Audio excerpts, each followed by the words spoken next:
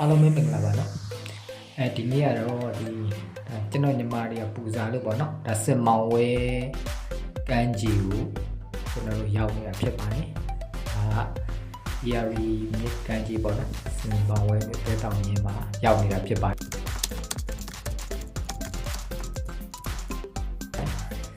ယ်ဒီရောက်တော့ဒါကိုညီမတွေကတော့ဒီမှာတော့ဒါသူကတော့တဖန်းကြရပေါ့နော်ဒီညမှာကိုင်းမင်းလေးတွေကြားထဲမှာသူတို့တဖန်းကြတာကိုလည်းကိုကနေပြောလဲရှိုက်ပေးရသေးတယ်ပေါ့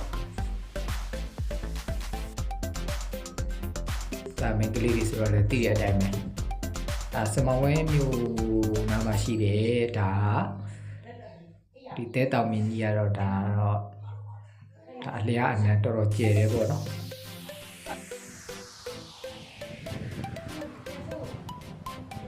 ဒါကူတော့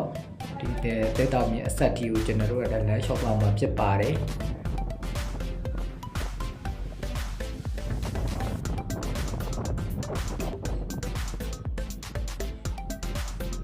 ဒါကျွန်တော်သွားတဲ့အချိန်ကတော့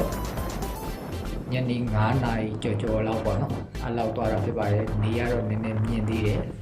ဒါပေမဲ့အပူချင်းကတော့တော်တော်လေးတော့ရော့နေပါပြီကျွန်တော်တို့ဒါပြောပွဲစားထုတ်ဖို့ဒီနေရာမှာဒါကျွန်တော်တို့ဒါခင်းလေးခင်းပြီးတော့စားကြတော့ကြရပေါ့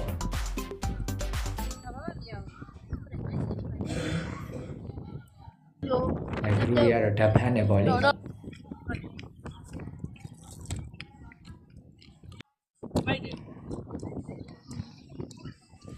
ကဝဲလာတဲ့အကျော်လေးတွေကမုံလေးတွေပေါ့နော်ဒါအချိုလေးတွေဗာလေးတွေကို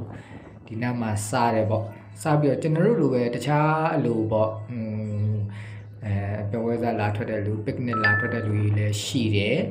ကန်းကြီးမှာဒါဆိုဒါရေချိုးနေတဲ့လူတွေလည်းရှိတယ်ဒါသူတို့ရတော့အခုဒီနေရာတွေမှာဒါတချို့နေရာလေးတွေကတော့ဒါတောင်ငါးလေးဖမ်းတဲ့နေရာလေးတွေပေါ့နော်ဒါရေကန်တိတ်တိတ်လေးလို့လုပ်ထားတာအဲ့ဒါလေးတွေကတော့သွားပြီးတော့ကိုကဖြတ်တယ်လို့ဖြစ်သွားမှလည်းနည်းနည်းသတိထားတယ်ပေါ့နော်အဲ့လွတ်တဲ့နေရာတွေမှာဒါရေဆော့လို့လည်းရတယ်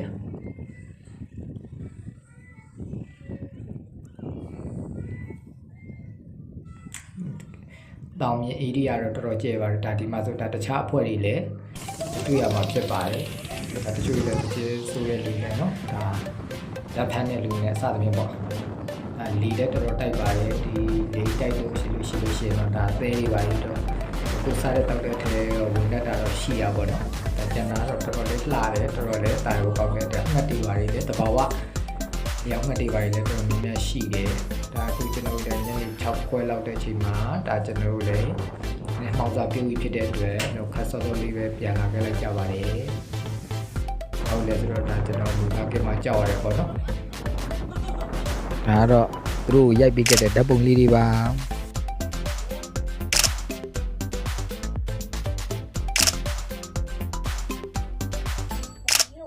အားလုံးကျေးဇူးတင်ပါတယ်